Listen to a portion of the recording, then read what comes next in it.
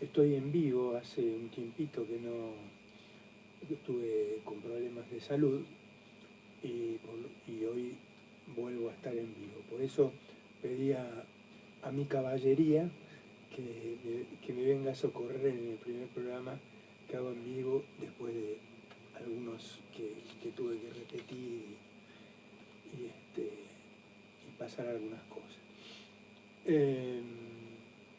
Y bueno, entonces le pedí a Adriana que venga, y como para no hacerla trabajar en algo que desconoce, o que desconoce no, que tenga que estudiar, o que tenga que refrescar, digamos, que preparar, le dije de charlar sobre algo que ella está trabajando en la actualidad, que es el arte. Creo que saben que es profesora de arte,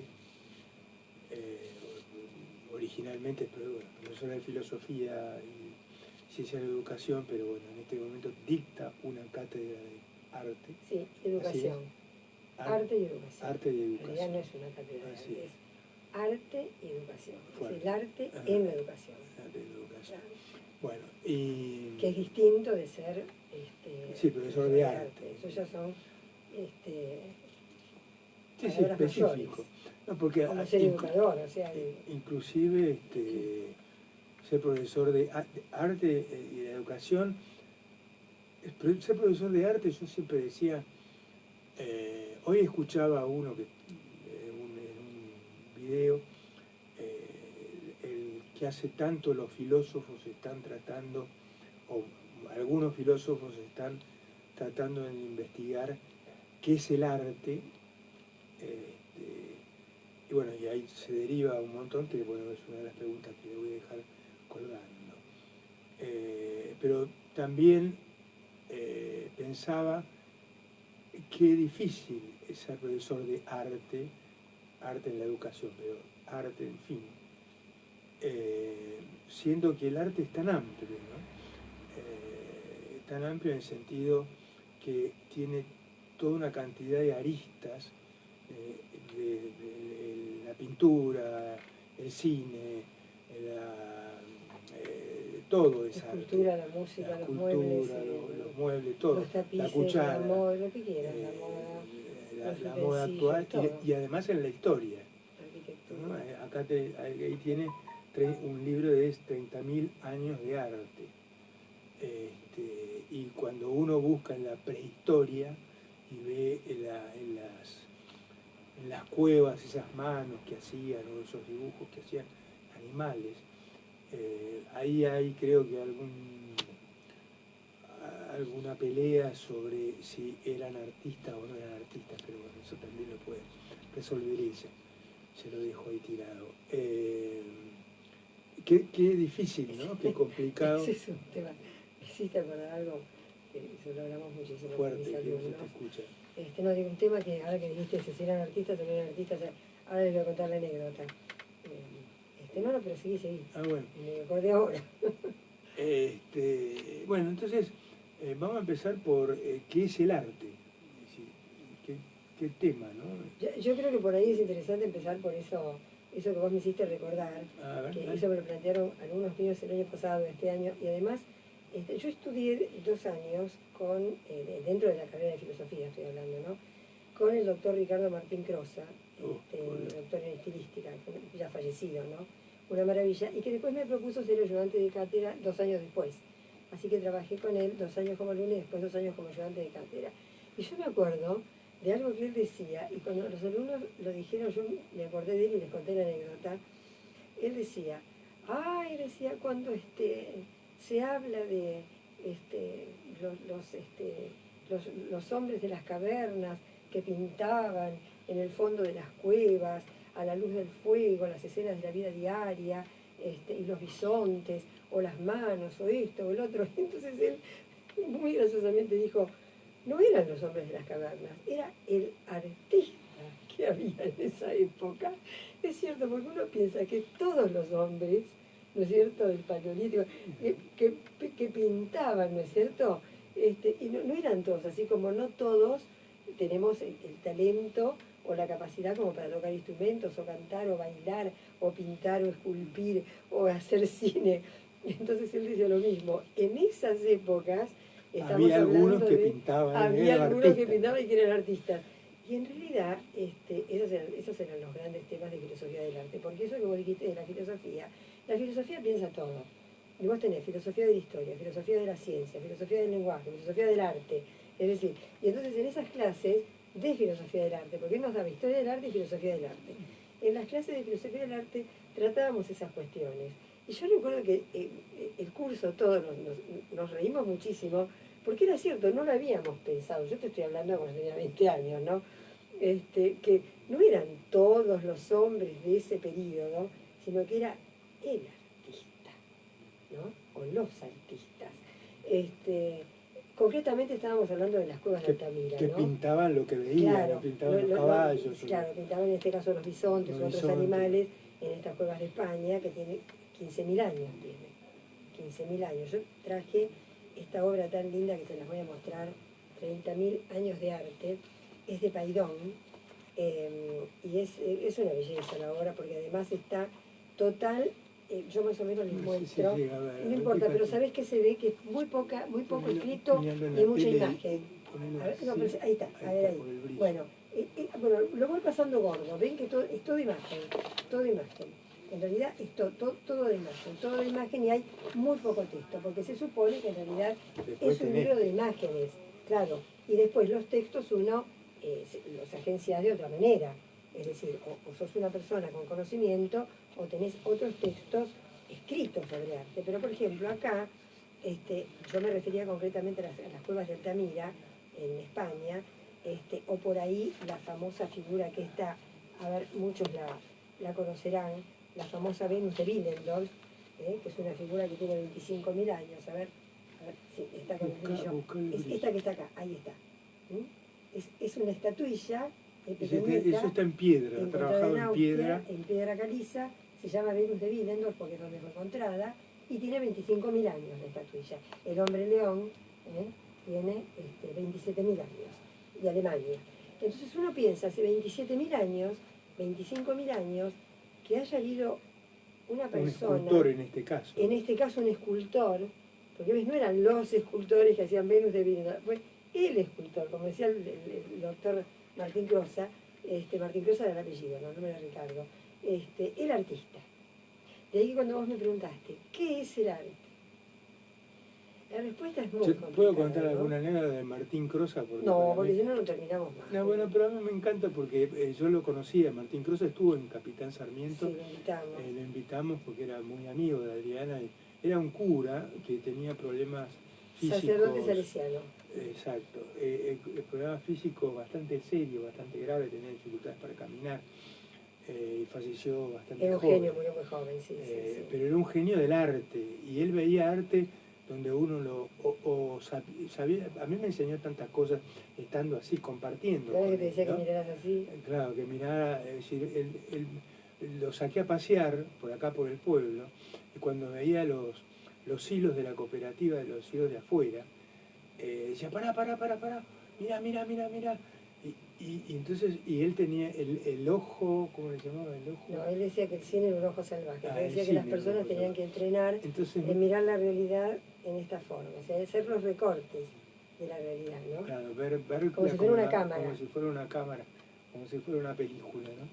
Y después veía, iba por acá, por el tren, y había unos durmientes, y decía, pará, mirá, pero un esteta tremendo, el tipo veía algo que vos pasabas por delante y nadie le daba bolilla. Vivían prácticamente en continua experiencia. O la música también. Sí, la música, todo. Escuchaba la música y le decía, mirá, ahí entra la trompeta. Escucha. Ahí entra tal. Era experto en clásicos, en jazz, en lo que se te ocurra. Realmente, bueno, ahí sí vos tenés una persona como la que hablabas al principio. Él era, además de ser un gran esteticista, él era una persona sumamente experta en arte. Es decir, digamos, el arte que más apreciaba era la pintura y el cine, pero de música sabía muchísimo, muchísimo, porque por ejemplo, no siempre el que conoce los clásicos sabe de jazz. Y bueno, por eso cuando vos empezaste diciendo el tema del arte, pero le gustaban, en aquella época estaban los Bee Gees, me acuerdo. Sí, no, pero él oía jazz, pero jazz, palabras mayores de jazz, instrumental nada más. No, yo lo que quería decir es que por supuesto yo no soy profesora de arte ni estudié arte. En realidad todos los acercamientos al arte los he tenido en la carrera de filosofía, y después en capacitaciones, en cursos. Lo que pasa es que como yo también, tengo la especialización en educación, en ciencias de educación, y el arte es un elemento fundamental en la educación, de ahí que tangencialmente yo me haya metido tanto en el arte. Porque realmente para la educación artística, valga la redundancia, es una formación capital. Es decir, tiene dos puntas. Una es realmente la posibilidad que otorga al niño, que otorga al adolescente, al joven, de poder expresarse con toda libertad, por un lado, que sería la vertiente total y absolutamente artística, pero por otro lado, el arte tiene un papel en la intervención en el aprendizaje.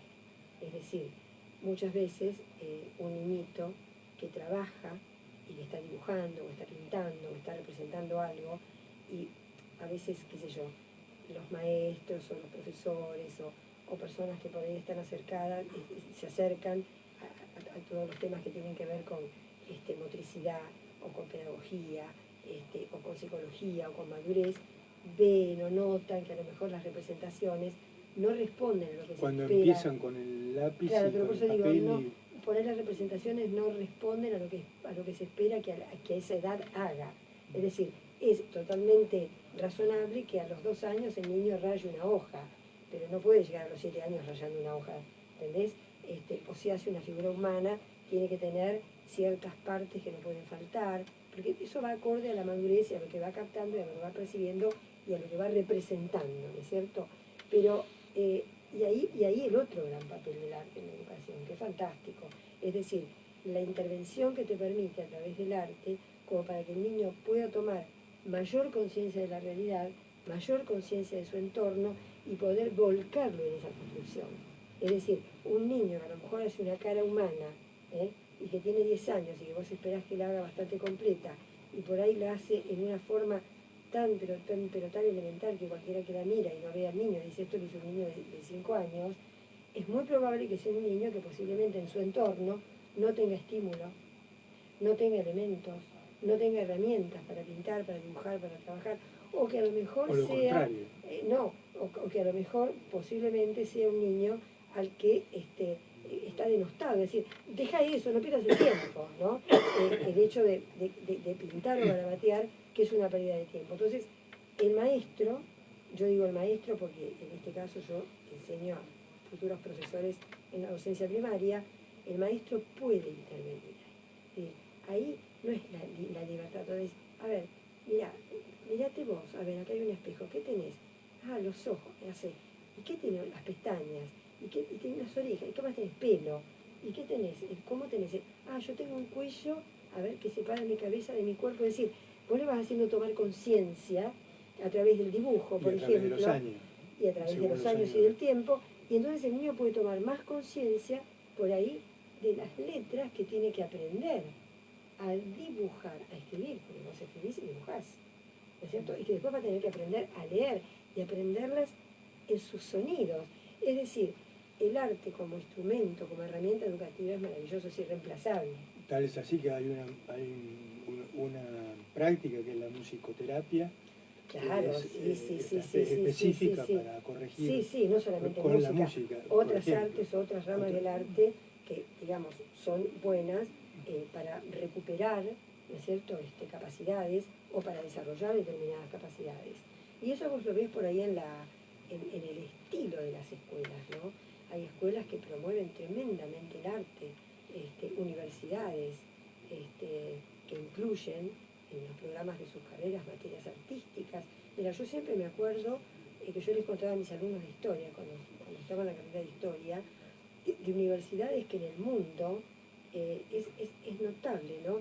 cómo incluyen la ciencia ficción, por ejemplo, como espacio, como materia, ciencia ficción. Entonces, se leen obras de ficción, se estudian autores, grandes autores de ciencia ficción, en carreras que tienen que ver con la historia y arte. Y en las carreras de arte, espacios históricos y espacios de ciencia ficción. Es decir, la importancia que se le da a la ficción también, ¿no es cierto? En todo lo que tiene que ver con la imaginación, la creatividad, la memoria. Bueno, el tema de la imaginación también te digo que está bastante discutido en el arte, ¿no? Porque hay realmente algo excelente. Yo siempre lo digo porque lo escuché, es de la nada nada sale, ¿no es cierto? Y siempre suelo contarles a mis alumnos que la creación de la obra de arte se compara, y esto lo contaba Ricardo Martín Crosa, al encuentro de una gema debajo de un lago. Es decir, alguien se arroja en un lago porque sabe que hay una gema preciosa, pero son tantos los colores de las piedras del fondo y tantas las luces que penetran el agua y hacen variar los colores, que la gema la tiene delante de los ojos y por ahí no la ve. Hasta que en un momento determinado, como está buceando sin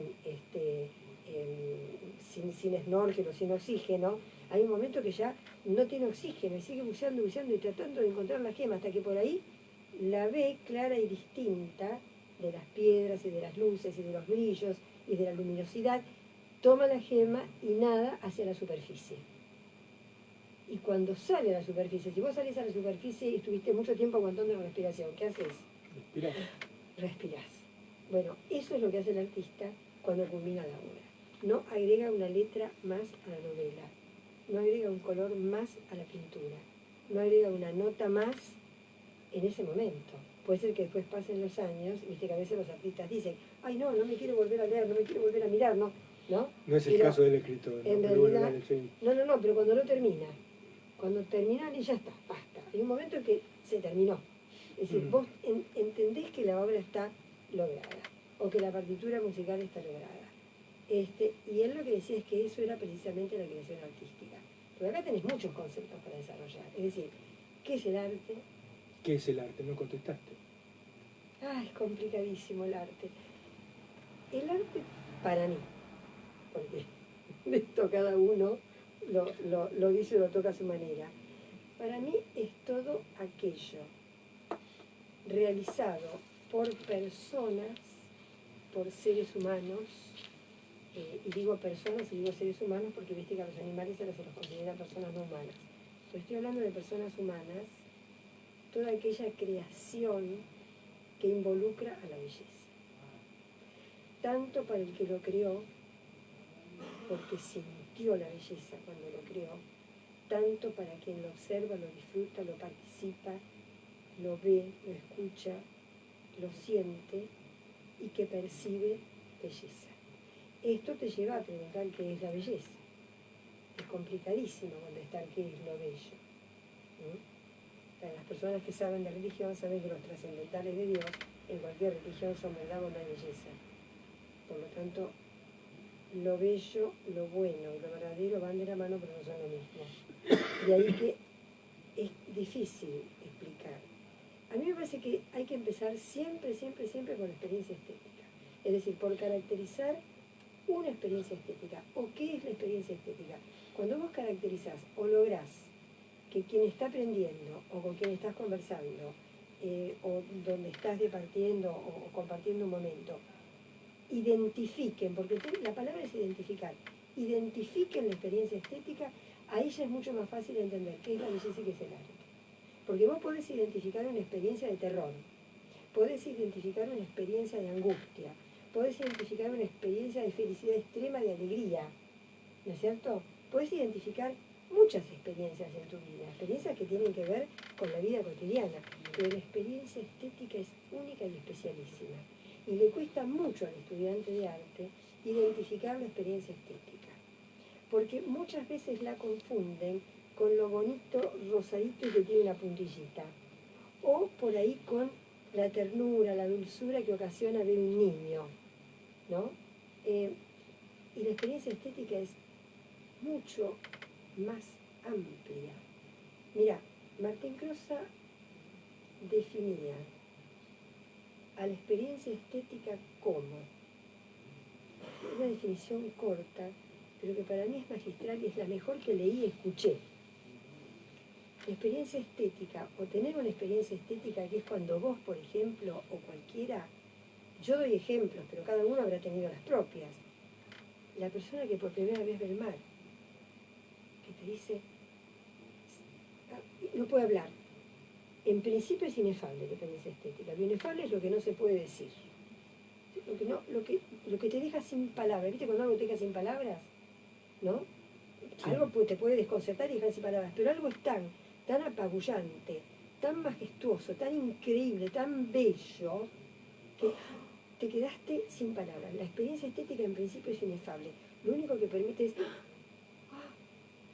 y siempre trata de ser comunicativa. Mira, ¿no? Es decir, puede ser una catarata, puede ser el agua que corre, puede ser el mar, puede ser un cuadro, una pintura, verá, puede ser una música. Arte, no sé. Tiene que ver con el arte, porque el arte no se entiende si vos no entendés en qué consiste la experiencia estética. La experiencia estética es la experiencia de la belleza, de lo bello.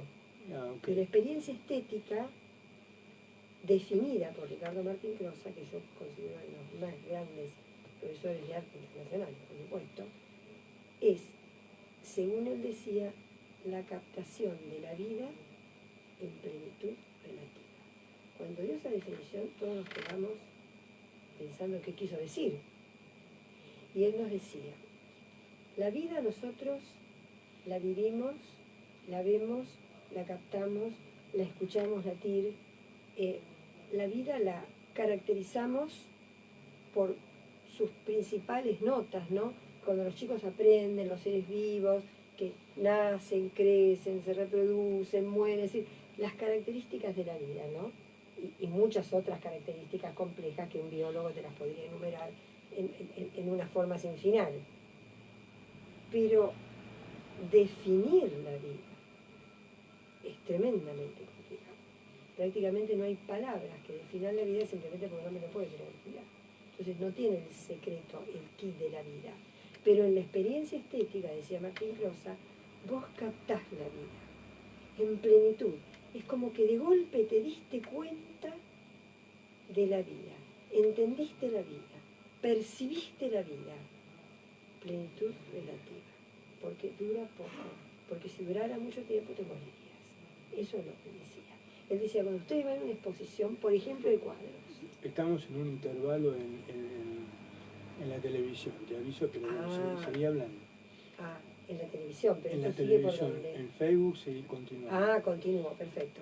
Pero lo voy a tener que repetir para la televisión. No sé si necesitas repetirlo o querés hacer No, lo repito, bueno, acá lo hago un poco más extenso. Lo que él decía, en plenitud relativa a la captación de la vida, porque en realidad la experiencia estética no puede ser permanente. Es como si yo te dijese, la experiencia religiosa no puede ser permanente. Muchas experiencias son maravillosas, pero no pueden ser permanentes, porque si no vos entrarías en un estado de trance que te saca de la realidad. Claro, te quita de la realidad, ¿no? Entonces a partir de ahí sí podés entender lo que es el arte. En trance. ¿No es cierto? El arte, no la belleza, porque vos la belleza la vas a encontrar en la naturaleza también. Y no es arte. La naturaleza no la hizo nadie, la naturaleza es. Por eso ¿No es cierto? Entonces, en la naturaleza hay belleza, vos construís belleza, vos percibís belleza en la naturaleza, cada uno. Y sí, un atardecer, en un lo que sea, el mar, donde sea. Las cataratas, el campo, pájaros, el árbol, en las flores, en un terremoto, en un volcán que explota, en lo que se te ocurra, se puede percibir la belleza. Pero no es obra del hombre, es decir, esa naturaleza es. En cambio, el arte sí es obra del hombre, porque todo lo que tiene que ver con el arte, con lo que es manufactura humana, eso no es natural, eso es una creación. De ahí que, bueno, venían las famosas discusiones y charlas con Martín Crosa, cuando nosotros le decíamos, y yo era una de las principales, que le decía, los animales hacen arte. No, me decía, yo le decía, sí, los animales no construyen cosas. Sí, ¿cómo que no construyen cosas? Los nidos de hornero no existirían si no existieran los horneros. Entonces ahí se quedaba un poco como desconcertado, ¿no? Pensá vos de la época que te estoy hablando. Yo tomaba como ejemplo un nido de hornero, pero uno puede ahora, con el mundo informático y digital que tenemos y la facilidad en el conocimiento, vos ponés cualquier video o filmografía sobre aves, por ejemplo, y hay aves que es increíble cómo seducen a su pareja, ¿no? Los machos expertos construyen toda una especie de estar o sala de estar antes del nido, pero esa sala de estar es a ras de tierra, ¿no es cierto? Y los más jóvenes observan para aprender cómo hacen los pájaros más expertos, y es una maravilla lo que hacen. Y compiten entre sí. Claro, por ahí hay una sola hembra pajarita, ave, y hay varios machos que y ella está ahí, mira, y ella está mirando, y colocan semillas, flores, pétalos, piedritas, hacen algo bellísimo, como yo te dijera, el fondo de una pecera, y ella elige uno, y con ese es con quien se va a parear. Y a los ojos uno de los es bellísimo todo. Habrá que ver, para el animal, esto lo tendría que decir un etólogo, un experto en comportamiento, habrá que ver para el animal qué construcción hace de sus órganos perceptivos, ¿no es cierto? Pero alguna significación tiene ahora de sí manufactura en la televisión. Estábamos hablando de las aves, ¿no? Yo en televisión hay que repetirlo porque es un concepto muy importante. Yo lo que decirlo abrevio es que para llegar al concepto de arte hay que partir del concepto de belleza. Partir de la belleza y partir más fácilmente todavía de la experiencia estética. Es decir, la experiencia estética no es una experiencia de terror, ni de amor, ni de conmiseración, ni religiosa, no, es experiencia estética, es experiencia de la belleza, solamente de la belleza. Y esa es la experiencia que nos deja generalmente sin palabras. Cada uno habrá tenido experiencias estéticas o tendrá experiencias estéticas a su modo. Y además en cualquier expresión de arte, ¿no? Y en cualquier expresión de arte o en la naturaleza. Decíamos, por ejemplo, frente al mar, frente a una catarata, un volcán de erupción. Lo que se te puede ocurrir que sea natural, el vuelo de las aves, las flores, a veces una catástrofe natural, no, pero hablando de arte, que se desborda, eso es la belleza. La experiencia estética es experiencia de belleza. La experiencia del arte es experiencia de belleza en la manufactura humana. Estamos hablando de la naturaleza. La belleza está en la naturaleza y está en las manufacturas humanas. Entonces ahí sí ya tenés un abanico, en la naturaleza tenés un abanico infinito, infinito, con solo tirarte en el pasto y mirar las estrellas de la noche, tenés una experiencia estética notable, ¿no es cierto?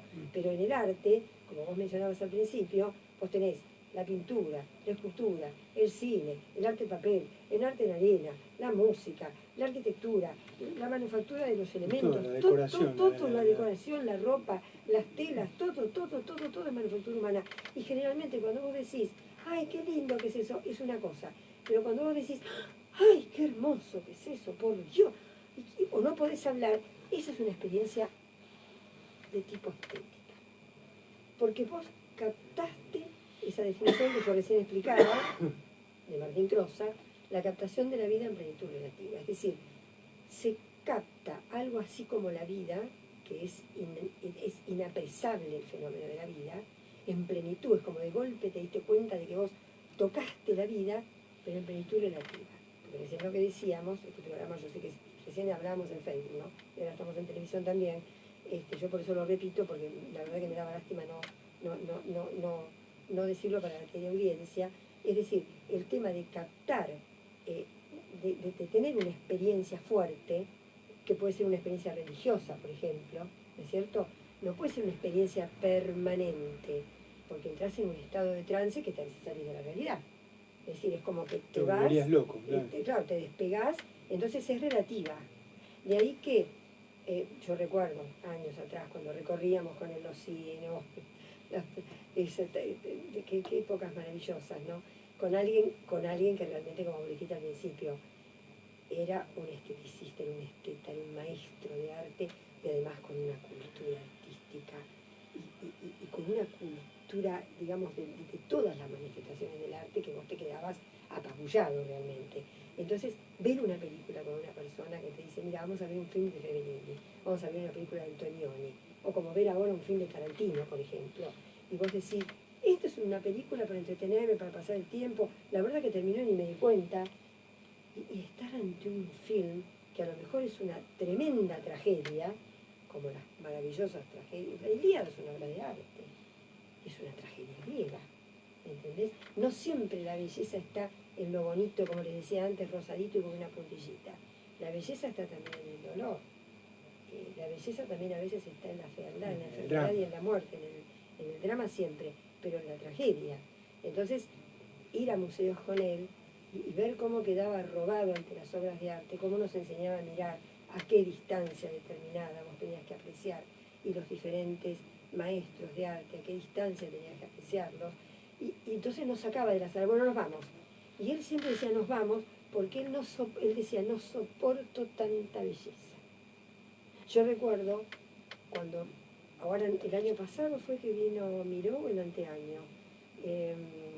Sí, este año tuvimos una muestra maravillosa de acuarelas en Bellas Artes. Cuando llegan las muestras itinerantes, hay que tratar de ir a verlas, porque lo que pasa es que si no, vos después que tendrías que ser un viajero irremediable o irrenunciable para poder ver colecciones de arte que solamente las ves en los grandes museos, o que están diseminadas y que las juntan para llevarlas, hacerlas itinerantes. Son unos seguros, pero multimillonarios en dólares o en euros, porque quienes las ceden a veces, porque pertenecen a colecciones privadas, permiten que esas obras crucen el océano y sean itinerantes en diferentes museos.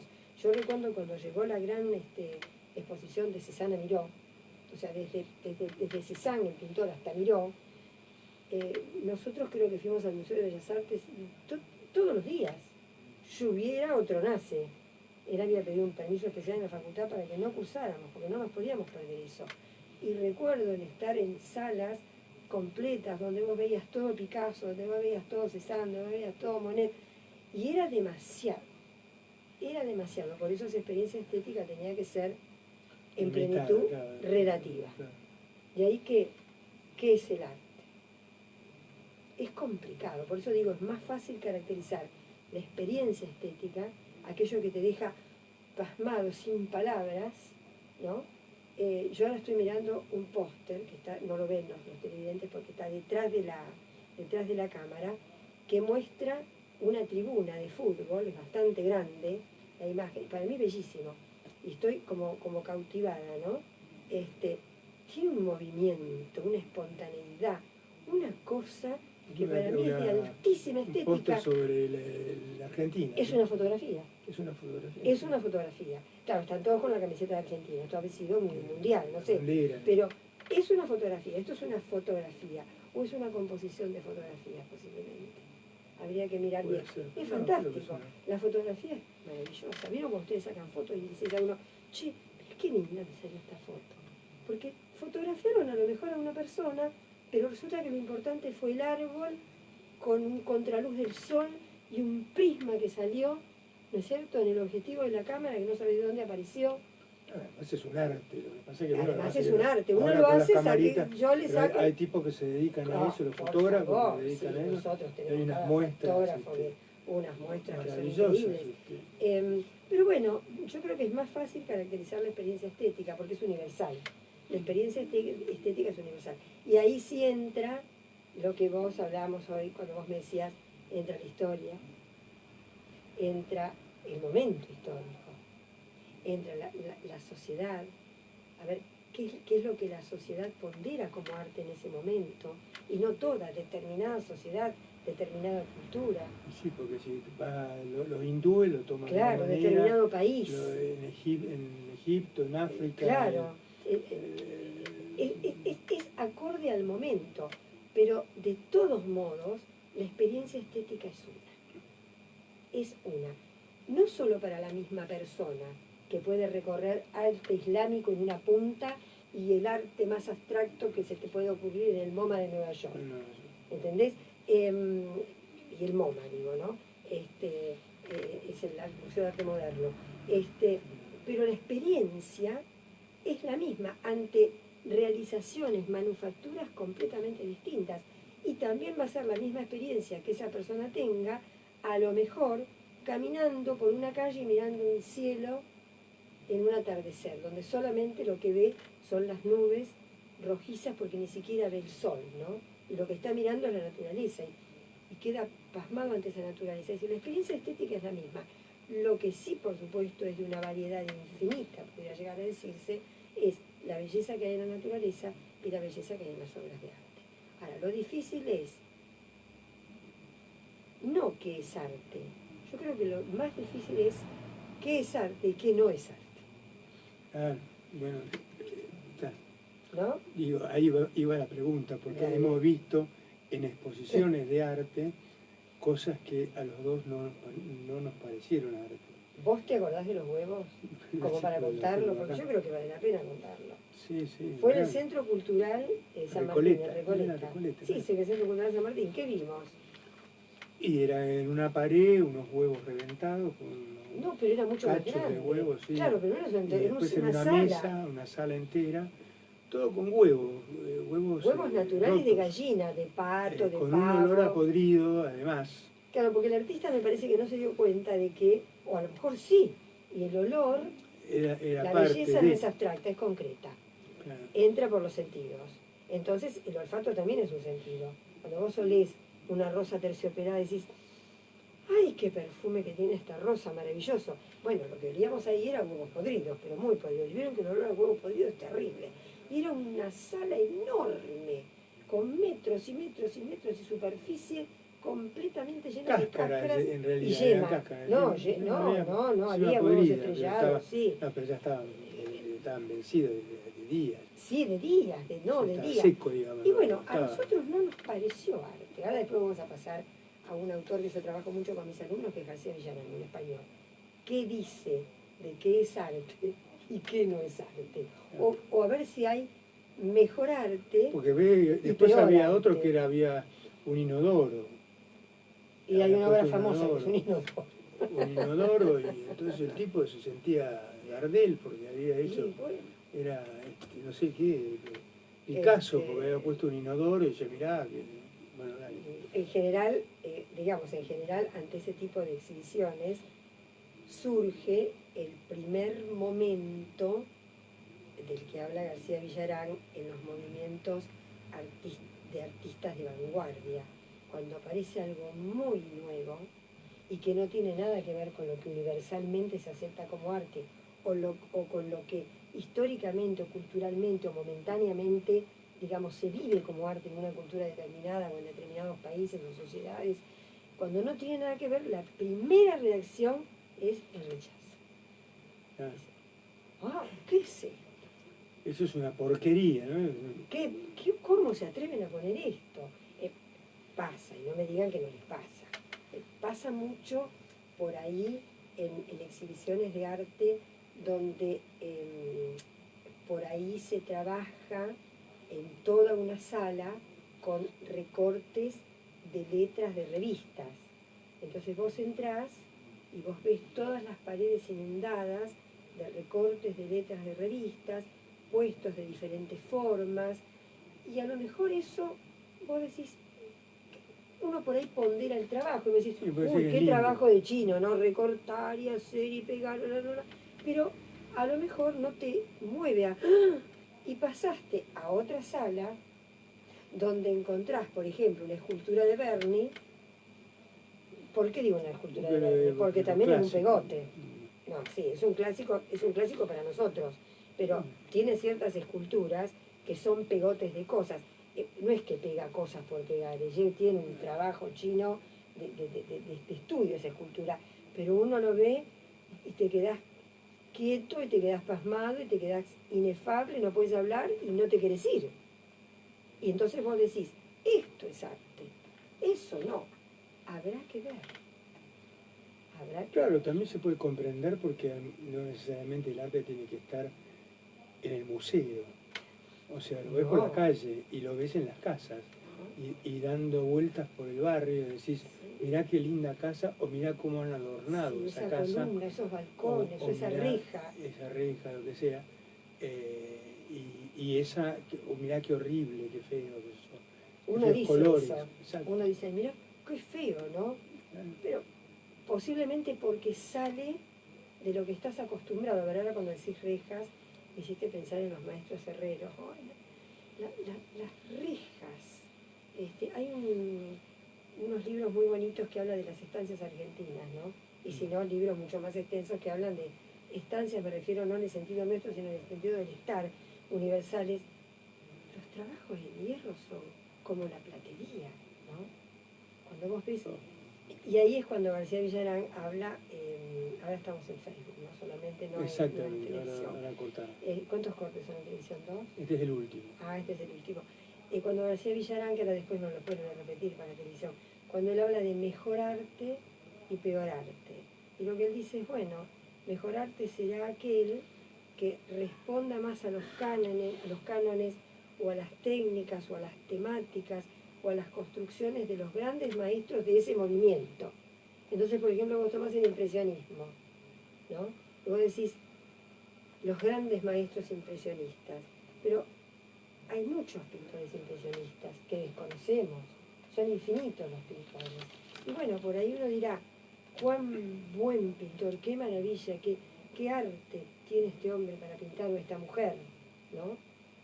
Porque vos lo ves respondiendo a los cánones de ese movimiento que en su momento fue rechazado, ¿no? Es decir, son pasos, ¿no?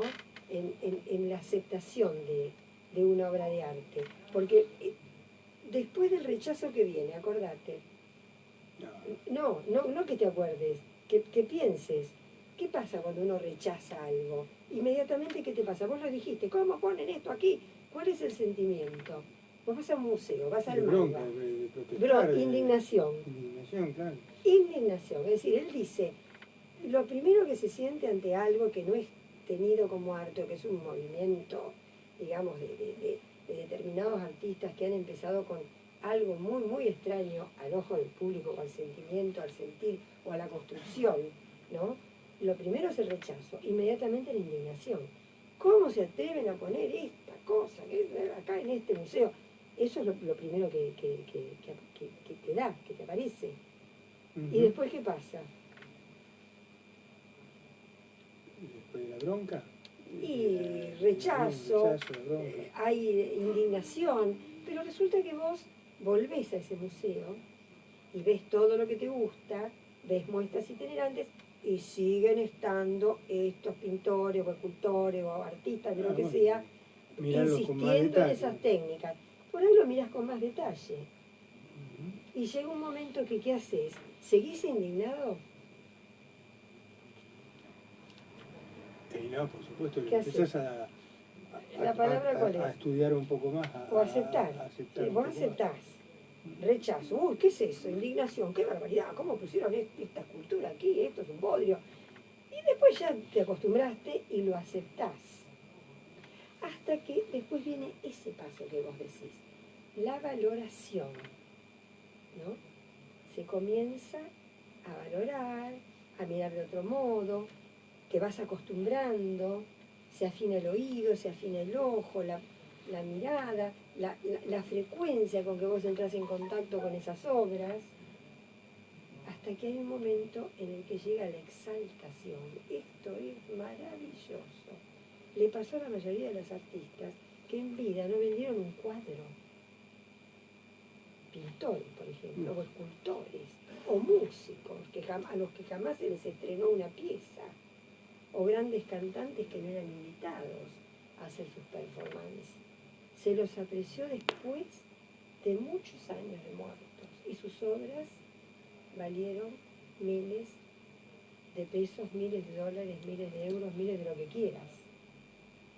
Y después comienza, digamos, la etapa de lo que es la difusión, la extensión, la popularización, y ya queda aceptado. Porque, a ver, uno cuando rechaza algo, fue lo mismo que les pasó a los realistas, a los hiperrealistas, a los impresionistas, a los postimpresionistas, a los que hicieron arte abstracto, es decir, a ver, claro, y no solamente eso, sino cuando uno piensa en los clásicos, y digamos un clásico de los grandes clásicos, y bueno, vamos a poner Miguel Ángel. Él era un irreverente. Era un irreverente. Y no todo lo que hacía gustaba. Y le pedían una cosa y hacía otra. Y no terminaba. Es decir, también tiene que contar un poco en todo esto la personalidad del artista, ¿no? Sí, a medio zafado yo. Claro, pero quiero decir que la personalidad del artista en todo esto cuenta. Mira, yo por ejemplo pienso en la personalidad de Salvador Dalí, que lo tienen que ubicar el pintor de los bigotazos, ¿no? Que era, no sé, a vos cómo te llegaba Dalí como persona, ¿no? Las obras son maravillosas para mí. No, no me gustaba, no me gusta. ¿Te molestaba? Sí. A mí me encantó siempre, era un excéntrico. Las cosas que hacía, las cosas que decía, cómo se paseaba, dónde vivía, las obras que construía. En realidad era un excéntrico. Vos lo comparás con la personalidad de Pablo Picasso y nada que ver. Pablo Picasso era un tipo que era súper construido como persona, hasta te diría formal, ¿no? O te vas por ahí, no sé, a otro tipo de pintores no convencionales y que estaban permanentemente en contravención. Frida Kahlo. Frida Kahlo no me interesa demasiado lo que estás diciendo. Y decirme otra, ¿qué querés hablar? Porque, por ejemplo, acá mirando esto, que recién estábamos hablando de la... Ay, mira que... esto sí se puede llegar a ver, porque tiene una fotografía. Tiene una fotografía, busca una espectacular. Pero recién hablábamos de... vos querés hablar de los niños, del arte de los niños. Del arte de los niños, claro. Y para terminar, que vos querías terminar con el arte, digamos... con la familia. Sí, quería hablar un poco de... Sí. Pero tipos de fotografía, ¿no? Acá, que hablábamos de la foto, acá tenés bueno, esto no lo van a ver, pero recién estaba viendo una fotografía, son formidables. Decir de qué obra se trata esta, por ejemplo. Bueno, esta es espectacular, ¿no? Es una fotografía, fíjate cómo la puedes poner. Ahí está. Claro, no se puede apreciar acá. Es una fotografía de atletas corriendo. Una carrera de atletas corriendo. Claro. Pasá la página. ¿Esta? Porque tiene muy... No se aprecia, no. Espera, ahora yo voy a buscar algo muy colorido. ¿Vos qué querés buscar? Primero vamos a decir de qué se trata. La personalidad de los artistas no me parece sustancial. No es sustancial, pero quiero decir que también tenés que tener en cuenta eso. La obra esta, mire, yo la recomiendo plenamente, engalana cualquier hogar. Arte para los niños se llama. Es del Ateneo. Esta es nuevita, me refiero a yo la compré. Ahí se ve bien. Nuevecita, a ver. Ahí lo podés y bueno, arte para los niños, ahí está. Arte para los niños. Tiene un excelente índice, en el sentido de que me refiero a que tiene un excelente índice porque es muy rico el índice. Hace una recorrida por el arte. Y después además lo que tiene de bueno es que toca pintura, toca escultura, toca fotografía, y después en pintura, bueno, digamos, tiene cosas lindas que tienen que ver con las técnicas, por ejemplo, tema y composición, perspectiva, color y tonalidad, o sea, para que los chicos puedan, acá hay algo lindo, pero no se va a poder ver, no creo, mito minoico, qué bonito, esto es de mitología minoica y es, no hay caso, no es una especie de dragón, ¿no? Pero bueno, esto es maravilloso, les digo por qué. Porque vos a los chicos les haces hojear uno de estos libros y los dejás mirar, o les haces preguntas. Yo la vez pasada a Justina, una de nuestras nietas, yo le decía, ¿de qué tiene cara? Entonces le mostraba una mujer, ¿no? Le decía, y está contenta. Y después pasaba, ¿y acá de qué tiene cara? Está enojado. ¿Y esta cara de qué es esta? Y está asustado, es decir, era increíble cómo iba captando en las pinturas las expresiones y los gestos. Entonces, ese es un buen ejercicio para que los chicos afinen la percepción, ¿no? Que era lo que les decía al principio, el arte como herramienta o como instrumento que tiene que ver con la educación y en particular con el aprendizaje, para poner el acento sobre el detalle, sobre la riqueza de la percepción, sobre aquello que tiene que captar para poder plasmar después. el arte es maravilloso para todo. Vos hablaste de la terapia a partir del arte también. No sé si hay tiempo para hablar de Gaudí, pero... Sí. Bueno, contale. Sí, yo lo que yo le decía a él es que la vez pasada con los alumnos en clase estábamos hablando, y creo que en relación con el arte y en relación con la experiencia estética, y en relación con las diferentes experiencias que pueden ser experiencias religiosas o experiencias con la trascendencia, hay algo que sí me gustaría decir.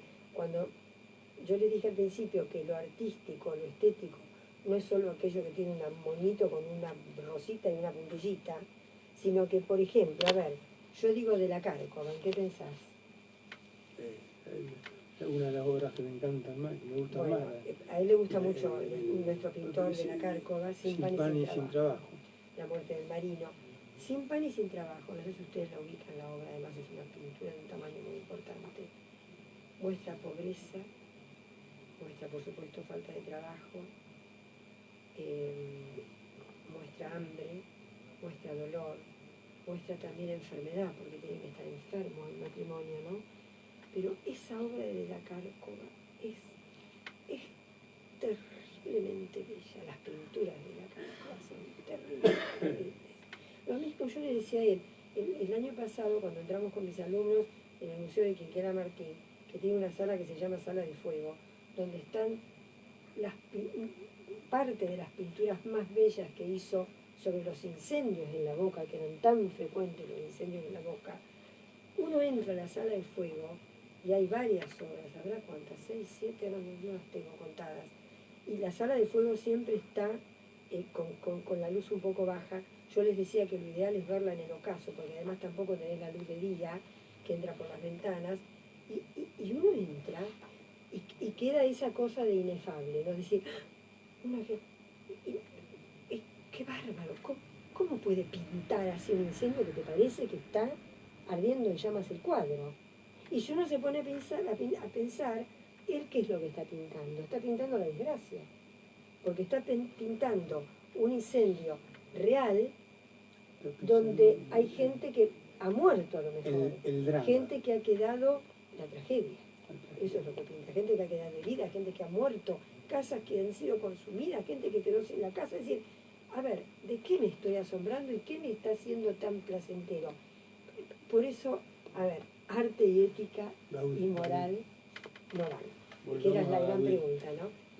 Bueno, Antonio Gaudí es el arquitecto que construye la Catedral de la Sagrada Familia, que queda en Barcelona. Todo lo que ustedes vean de la Sagrada Familia, yo no sé por qué, pero siempre en las láminas, en los pósters, inclusive en los videos, en todas las imágenes, se resaltan las torres, ¿no? Que son maravillosas, las torres son. Es de una altura, pero impresionante. Uno ve las personas chiquititas, una cosa así, la catedral. Es gigantesca. Y cuando yo no la conocía, personalmente, por así decirlo, a mí se me hacía estilizada, excesivamente elevada, ¿no? Y me arrobaban esas torres increíbles. Cuando la conocí, que en realidad quedó en el medio de Barcelona, ahora se está planeando ponerla en un lugar, tirar abajo cosas para dejarla un poco más destacada, uno sale del subterráneo, hay una calle angosta y está la Sagrada Familia. Y uno ve a Godzilla. Yo lo que le contaba a mis alumnos, yo sentí que estaba ante la presencia del monstruo de Godzilla, porque la base es un masacote gigantesco donde él cuenta toda la historia sagrada en los muros. Desde el angelito más chiquitito, porque no hay un lugar donde poner algo más, en toda la catedral, ¿no? Hasta la figura religiosa de mayor tamaño. Ahora hay uno de los pórticos que lo está terminando un japonés, Gaudí murió, por supuesto, que es un gran maestro que trabaja en hierro, el pórtico. Y como a Gaudí le gustaba mucho incluir elementos naturales, animales y flores estilizadas. Este japonés está haciendo en ese pórtico gigantesco, que es uno de los 4 pórticos, está todo hecho en hojas y flores, pone lagartijitas, arañitas, maripositas, cositas. Bueno, yo lo que les quería contar, que es notable de Gaudí, que él, cuando comienza a hacer la catedral, él llega en coche, con cochero, de levita, de guante blanco, y no se baja. Él espera a su trupa, ¿no?, por así decirlo, de artesanos, de arquitectos, de maestros, pintores, todos los que hacen mosaico, hierro, venían, especialmente los arquitectos, y le presentaban los planos, él hacía las correcciones, le mostraban lo que se estaba haciendo y comparado con sus diseños, y él decía no, hasta que un día se baja y entra en su obra. Y después se empieza a bajarse siempre. Y después en realidad es como que no se viste siempre de guante blanco y de galera, sino que comienza a estar un poco como más apurado e ir vestido más de entrecasa, hasta que después el tiempo no le alcanza y entonces por ahí se queda toda una noche trabajando en la catedral, hasta que después él se muda a la catedral y vive en una guardilla casi miserable en la catedral, y ahí se empieza a producir la tremenda transformación, que ahí ves, hay 2 interpretaciones interesantes, la artística y la religiosa. Por eso yo les decía, en todas las religiones, los trascendentales de Dios, uno y único, son verdad, bondad, belleza. De ahí un poco la mezcla, ¿no? Es decir, de la experiencia religiosa con la experiencia de la belleza, cuando en realidad la belleza es algo total y absolutamente único. Pero muchos se preguntan, ¿qué le pasó a Gaudí? Como que la catedral se lo comió. La catedral, porque se lo chupó la religiosidad, lo chupó el más allá, lo chupó. La palabra religión significa religación con lo no natural, con lo sobrenatural, lo natural con lo no natural. Eso significa religare, relegere, religión. O se lo chupó la belleza. Dios es bello también, ¿no? Bueno y verdadero. Es decir, es algo como para lo que vos decías hoy, es para el planteo que hace Villarán, la filosofía del arte, para filosofar sobre el tema. Porque Gaudí ya tenía este aspecto de ermitaño. Y un día... Era un obrero. Era un obrero. Él sale, además trabajaba él con las manos, sale y lo atropella un tranvía. Estaba mirando, ¿no? Estaba mirando algo... Ridícula, una muerte... Una muerte absurda. Y retrocede, y lo atropella un tranvía. Lo levantan en la calle... Mirando su obra, ¿no? Cada vez más atrás, pasa el tranvía. Lo atropella. Y estaba tan mal vestido y tan mal trazado y medio sucio, pero largo, que lo confunden con un linchera. Y lo llevan a un hospital, donde agoniza 3 días, hasta que alguien lo reconoce. Es Gaudí. Y muere. ¡Qué historia! Dios mío, se lo tragó la catedral.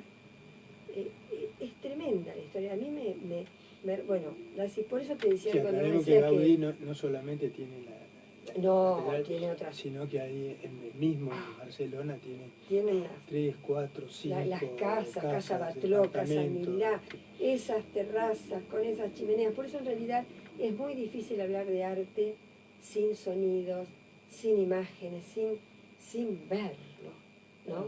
Yo me acuerdo cuando llegamos a Casa Milá, que llegamos tarde, teníamos después un montón de tiempo para se puso a llorar la pajarona. Ay, se me caían las lágrimas. Y la mujer dice, bueno, suba corriendo. Aparte había eclipse de luna o luna llena, no me acuerdo. Suba corriendo, señora, suba. Ya cerramos, pero suba. Entramos, podíamos haber ido el otro día a la mañana, el otro día estábamos con tiempo. Fuimos, por supuesto volvimos. No, pero esa experiencia del anochecer, corriendo, yo en la terraza descocada, de la Pedrera, pelo parado, estaba totalmente pintada. Totalmente sacada. Bueno, esa es la experiencia estética. Si me hubiera quedado ahí hubiera ido al manicomio. Por eso Crosa decía, la captación de la belleza de la vida en plenitud relativa. Relativa porque si vos te quedás en esa experiencia de trance, saliste de la realidad, sonaste, ¿no?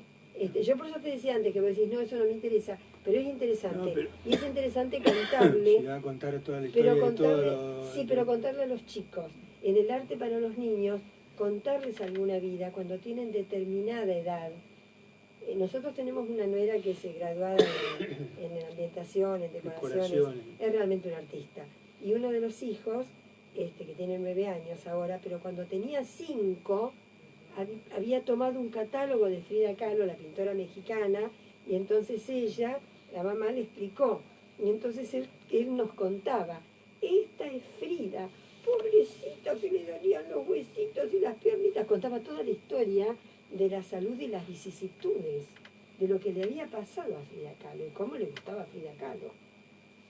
Hablando de Frida Kahlo, en una noche de museos con mis alumnos en el Malva, había cuadros de Siqueiros, de Tamayo, de Diego Rivera, de los grandes muralistas.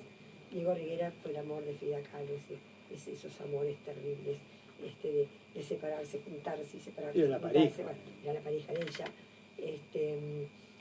Un grandote, un tipo gigantesco, y ella chiquitita, flaquita, había tenido un accidente terrible de joven y murió muy joven ella además también. Y pintaba cuadros muy chiquititos ella, porque pintaba normalmente en la cama. Muchos años enferma, y él pintaba esos murales de 7 metros por 3, 10 metros por 4. Bueno, en el Malva, en el 2018, en la Noche de los Museos, no es, por supuesto que la Noche de los Museos ustedes saben que es libre, pero no es libre de los trayectos, es decir, los trayectos están programados, y si es tanta la gente que uno entra por un lado y tiene que salir por el otro. No es como cuando uno va al museo normalmente, que recorre 20 veces una sala, sube, baja, vuelve a subir, vuelve a bajar, va para acá, va para allá. No, ahí está todo un poco como arriado, por así decirlo. Pero en la sala donde estaba una de las obras de Frida Kahlo, se había armado un itinerario único para Frida Kahlo. Entonces la gente que visitaba esa sala veía todas las obras, pero además hacía cola dentro de esa sala para ver la Frida Kahlo. Y vos veías que la gente estaba frente al cuadro de Frida Kahlo y la persona del museo amablemente te hacía circular, porque venía otro. Entonces la persona salía corriendo y se ponía en la punta de la cola. Y volvía a ver el cuadro de Frida Kahlo. Y parece que tenía que seguir. Y salía corriendo y se ponía en la punta de la cola. Hasta que después, la quinta vez que veía el cuadro, decía, bueno, está bien, ya lo vi 5 veces, paso a otra sala. Pero fíjense ustedes la comprensión de las personas porque además las personas que están en los museos, en Buenos Aires es maravilloso la Noche de los Museos, si pueden ir. Vieron que hay Noche de las heladerías, Noche de las pizzerías, Noche de las cervecerías, pero la Noche de los Museos es fantástica. Porque además todo el mundo habla con todo el mundo se entiende, porque el lenguaje es el arte. El lenguaje es el arte. Hablas con el que está delante en la cola, hablas con el que está atrás. Gente tan distinta entre sí, tan distinta. Vos ves una señora de trajecito, de traje sastre, con collarcito de perla y jabot, y el señor de traje y corbata y sombrerito, hablando con 2 punks que están adelante con el pelo amarillo, y comentando las obras. A ver, es el lenguaje universal del arte. Para mí la Noche de los Museos es un fenómeno social impresionante, increíble. Si pueden, es en noviembre, en la primera quincena de noviembre. Hasta último momento no dan la fecha, es una lástima. Pero la experiencia habría que hacerla, la gente la tiene que hacer. ¿Cómo tenemos que cerrar, ¿no? Ya estamos excedidos en tiempo, pero... yo en televisión, pero pido disculpas porque algunas cosas parecen como inconexas, porque cuando está la publicidad, esto sigue saliendo por Facebook. Sí. Entonces por ahí algunas cosas quedaron cortadas, lo siento. A título desde hace muchos años, yo he visto cómo vos les enseñabas a los chicos esto que decías de los dibujos de los chicos, ¿no? A través de los años. Sí. Y cómo eso no es un arte, esto es educación. Es arte y es educación. Es arte por eso y el espacio se denomina arte y educación. Exacto. y las chicas después captan esto. ¿Cómo se llamaba el chico de acá de Capitán Sarmiento que después iba a Buenos Aires que falleció caminando? Iba caminando, que era alumno tuyo y no me sale. el apellido de... Ay, me mataste. Bueno, no importa, un chico, un chico. No, un chico no, un hombre. Que bueno, después, un muchacho, después no sé, no me iba a acuerdo. Buenos Aires porque estaba estudiando, por culpa tuya había estudiado, se dedicó a estudiar, no sé qué corno. Bueno, tuve tantos alumnos, no importa, contar anécdota, no la persona. Y le hacía dibujar a los chicos nuestros porque les servían para sus estudios en la facultad. No, pero no estudiaba arte, estudiaba psicología. No, psicología. Él está hablando de Jorge Milicic. Bueno, Jorge Milicic. Bueno, pero yo estaba pensando en alguien que estudiaba arte. No, yo fui profesora de Jorge Milicic, psicólogo, que falleció lamentablemente hace unos cuantos años. Y cuando él estudiaba psicología, pero el objetivo no era artístico, el objetivo era otro, porque eso es de lo que yo les digo a mis alumnos que se tienen tanto que cuidar. No se les ocurra decir nada de un niño por un dibujo de un niño, ¿no? Acá estamos en arte y estamos en educación. Y todo lo que tiene que ver con aprendizaje tendrá que ver con aprendizaje o una intervención que tenga que ser estimuladora, que tenga que ir en aras de una mayor percepción, mayor aprendizaje, pero no de la personalidad. Eso es otra cosa. Esos que te miran el dibujo de un chico y dicen, este chico, y te empiezan a hacer interpretaciones chinas, tiene problemas, claro. Está mal y no se hace y no están habilitados. Pero es distinto, ¿no? Por eso yo estaba desorientada.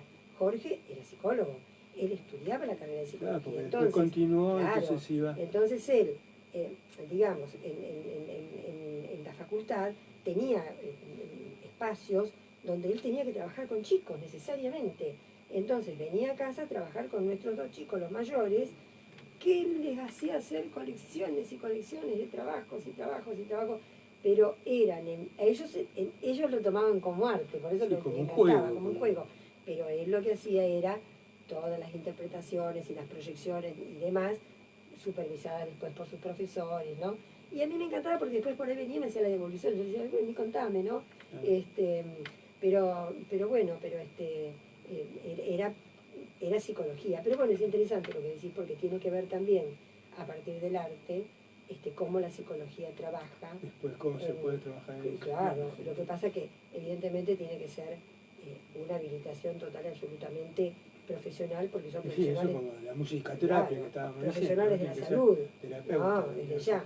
Es interesante el comentario porque hay que tener mucho cuidado con los estudiantes, de los profesorados, los futuros profesores y demás, que trabajan en espacios que tienen que ver con el arte, el tema de ponerse a hacer interpretaciones que no corresponden, porque no, y que además no están preparados para nada. Sí, lo que se toca es el arte y lo que se toca es el aprendizaje, nada más. Sí, señora. Eso. Sí, señora. Bueno, vamos a dejarlo descansar a esta gente, que se tiene que ir a hacer noni. Terminamos. Sí, nos pasamos.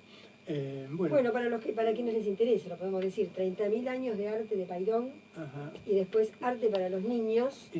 Esta es de Paidós. Sí, esta es de Paidós. Este es precioso. Precioso. Bueno, quería mostrarlo porque a lo mejor alguno había quedado... Este me gusta mucho porque además tiene todas las clases de arte, sí, ¿no? De los distintos artes. Es precioso. Bueno, espero que les hayan aprendido algo, espero que les haya servido. Vamos cortando, Juan, cuando quieras. Así nos vamos. Y ahora para Facebook será... Muchas gracias, señora. Gracias por la invitación. Será hasta la próxima a mi manera. Chao, gracias.